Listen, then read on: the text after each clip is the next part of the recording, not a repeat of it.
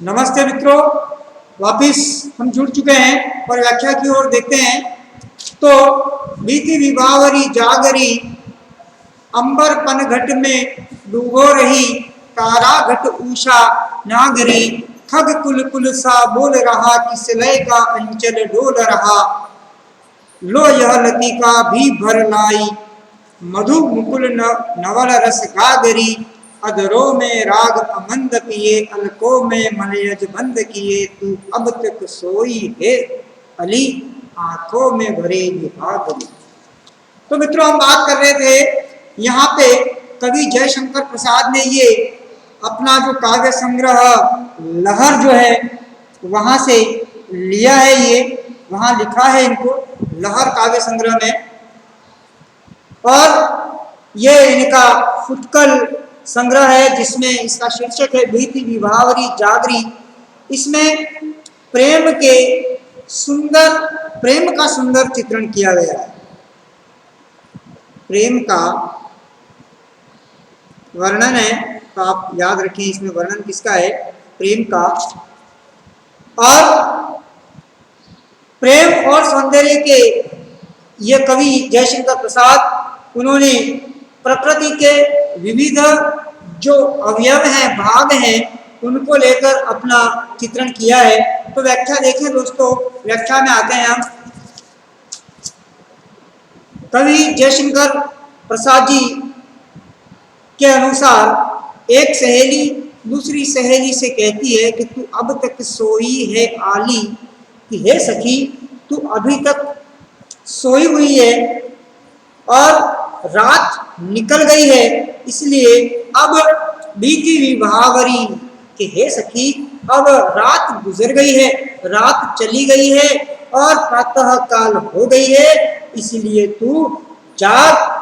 वह उसे जगाने का प्रयास कर रही है कि हे सखी तू जाग जा और जरा उठकर देख कि बीती विभावरी, रात निकल गई है और अंबर पनघट में डूबो रही, और अंबर रूपी पनघट में तारे रूपी घड़ों को, अंबर रूपी पनघट में तारों रूपी घड़ों को कोई उषा रूपी चतुर नागरी डुबो डुबो कर निकाल रही है। अर्थात रात बीत गई है और प्रातः काल हो गया है। प्रातः काल होने से आकाश के तारे कहीं टिमटिमा रहे हैं, जिन्हें देखकर ऐसा लगता है कि इस अंबर रूपी पनघट में तारे रूपी घड़ों को कोई महिला डुबो डुबो कर पानी से बाहर निकाल रही है। आगे देखें कि खग कुल कुल सा बोल रहा, किस लय का अंचल डोल रहा। और आगे कवि कह रहे हैं कि चारों तरफ पक्षियों का, खग कुल पक्षियों का समूह कल सा बोल रहा, खग खग कुल कुल सा बोल रहा। पक्षियों का जो समूह है वह नदी की बहती धारा के समान कल कल की ध्वनि करते हुए बोल रहा है। और लो यह लतिका भी भर लाई, और चारों ओर बेले खिल गई हैं, जिन पर विविध प्रकार के फूल लग गए हैं, और मधु मुकुल नवल रस गागरी। प्रातः काल के समय बहुत ही ठंडी ठंडी सुगंधित हवा चलती है, तो हवा के चलने से ऐसा लगता है जैसे इन कलियों के गुच्छों से कोई रस भरा हुआ है।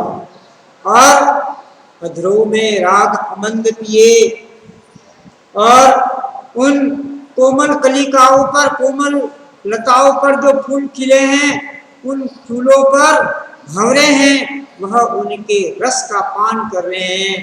तो ऐसा लग रहा है कि यह जो भंवरे हैं वह उन पुष्पों के होठों का पान कर रहे हैं, अधरों का पान कर रहे हैं। और अलकों में मलयज बंद किए। इसलिए हे सखी अब तो तू जाग जा, क्योंकि अपने होठों में अंदर ही अंदर लगातार तुम प्रिय राग पीती हो और अपनी आंखों में मधुर सपनों को बंद किए हो और प्रिय के जाने का वियोग भरे हुए तुम अभी तक सोई हुई हो।